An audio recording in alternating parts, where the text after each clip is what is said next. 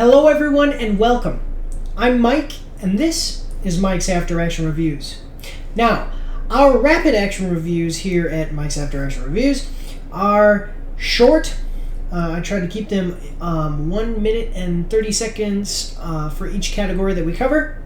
They are lightly edited. I only remove the ands and the ums and things like that from the video. And they are also usually only for games that are under 15 hours. But unfortunately, because of some situations happening in my daily life and having to move for my day job and not having enough time, today we are actually going to do a rapid action review for the video game Assassin's Creed Valhalla.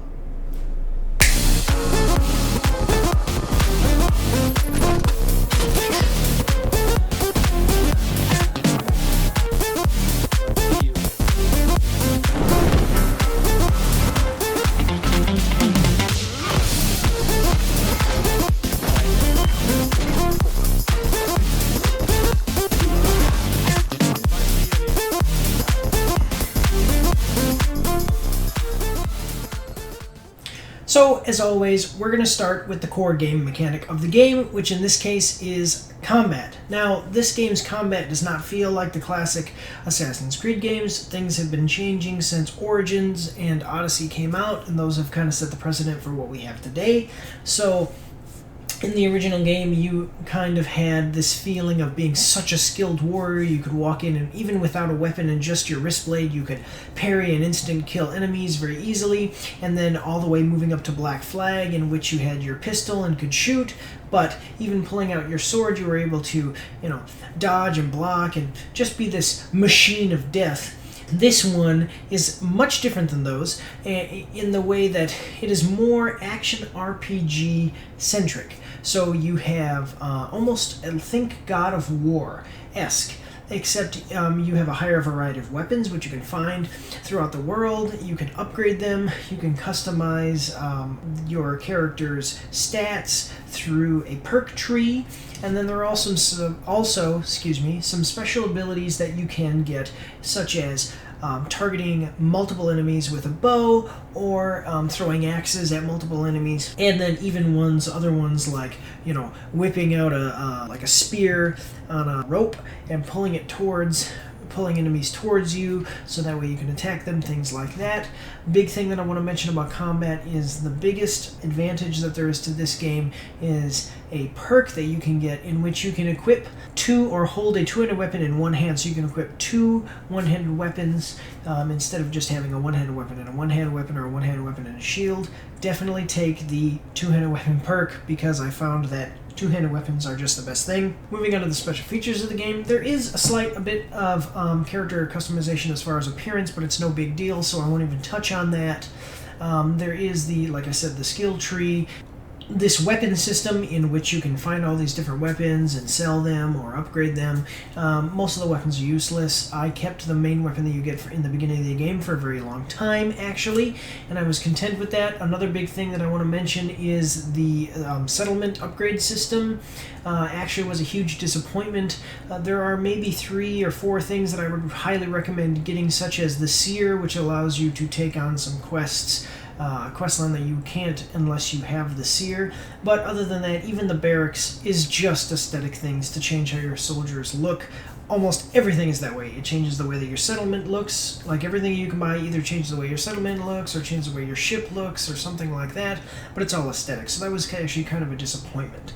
Moving forward into the story, the biggest thing that I can tell you, like the big way to sum up the story is, as Bilbo Baggins said, butter spread over too much bread. While the story beats themselves are solid on their own, the peaks of the story are too far apart and just bleed monotonously.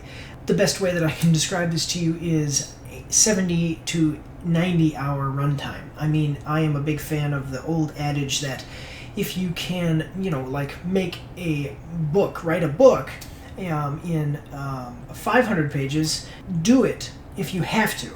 But if you can write that same book in 250 pages, do it, because it'll be written better and all of that extra filler stuff will kind of be out of your writing. Well, here they kept all the filler in, and I can tell you that it just drags on and on and on.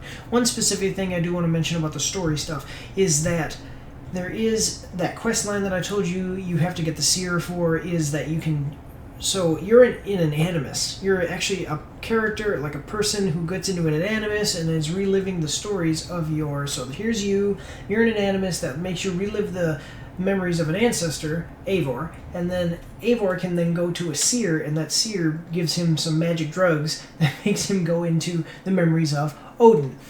They dropped the ball, in my opinion, on this. And this, so while the story in this quest line, this little side quest line, is good in itself, and that's fine, they really dropped the ball and disappointed me with this in the fact that they give you a possession of Odin. You are the leader of the Norse gods, but you don't have any of his special powers, and you don't even look like the guy. So that kind of was a ball drop for me. Another big thing that I do want to mention just before we go to the final ratings is Thor's armor. I was very excited to be able to get it and use it. I like it when games give you the big bad ultimate weapon about halfway to 3/4 of the way through the game, so you can enjoy playing with that weapon system or whatever through the rest of the campaign. Well, Thor's armor you can't get until the end of the game. I was very extremely disappointed in that, considering the fact that the end of the game comes after 90 hours of slogging through okay storyline beats. And then if I want to actually use it, I have to either do the extra content or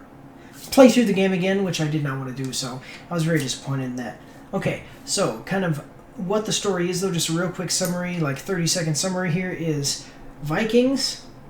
Your leader takes you to England to start your own kingdom. He had met some assassins, which he brings along the way, and you are basically trying to establish your kingdom while at the same time assisting the assassins in eradicating the Order of the Ancients in England, which is kind of a precursor to the Knights Templar. And then as far as out of the Animus stuff, it's like you...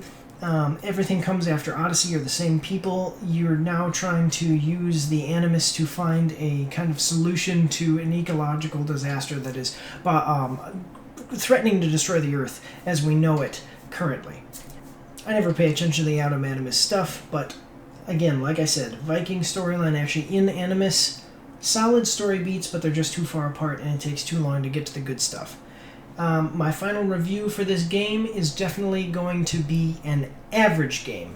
I would give it an above average score because the combat is solid and the story beats actually are solid, especially later on in the game, but it just takes too long to get there, and that really does bring that story section of it down. And the combat itself, while solid, does not really do anything exceptionally new. Some of it even feels a little bit tacked on and kind of betrays the classic series of old. Average score, guys. Let me know what you think in the comments section below about the game for yourselves. Thank you very much for watching. Hey guys, I hope that you really enjoyed that review. If you did, stop what you're doing right now and leave me a thumbs up on the video down below. Also, feel free to leave me a comment in the comment section below, giving me feedback on how you think I'm doing as a YouTube reviewer and what you thought about the game. I just want to say one last time while you're here that I do really apologize for the delay in all of my content. This one is so late, and also Cyberpunk is not released yet, but I'm working on that right now, and that is going to be coming in the next couple of days. Hopefully, I'm working as fast as I can to get that done. And I just want to say thank you for the patience with everything. We've just been moving. My wife and I and my son have just been moving, so we're still dealing with that. And actually, I'm in my new studio now, so this is kind of the first recording in the new studio. I mean, I've been live streaming, but that's all over there. But I'm not even done unpacking my house yet, so just to my right, your left, over here is just boxes and boxes and boxes stacked up. I have my lights in between boxes. I'm literally sitting with all kinds of packed up stuff, so I just wanted to get this video out to you. I hope that you guys enjoy it. Like I said before, you know, give me a like and a comment. Please, if you're new to the channel, subscribe. That I'm trying to grow my channel right now, and if you want to support the channel, the biggest thing that you can do right now is sharing my content on social media such as Facebook, Twitter, and Instagram. I am a small content creator, and I advertise on multiple platforms, but no advertising that I do and pay for would ever be as good as you, my viewers, sharing my videos on social media and recommending them to your friends. So definitely go do that, guys. Please, I would really appreciate it. It's just one small click for you, but it makes a big difference for me.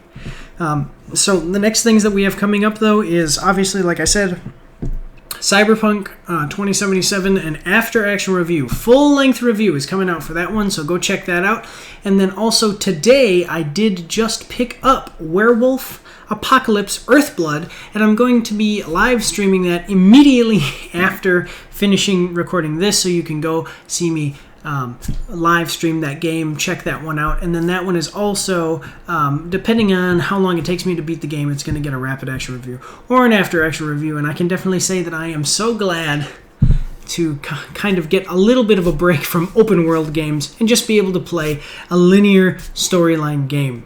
So thanks, guys. I appreciate it. God bless you all, and have a good day.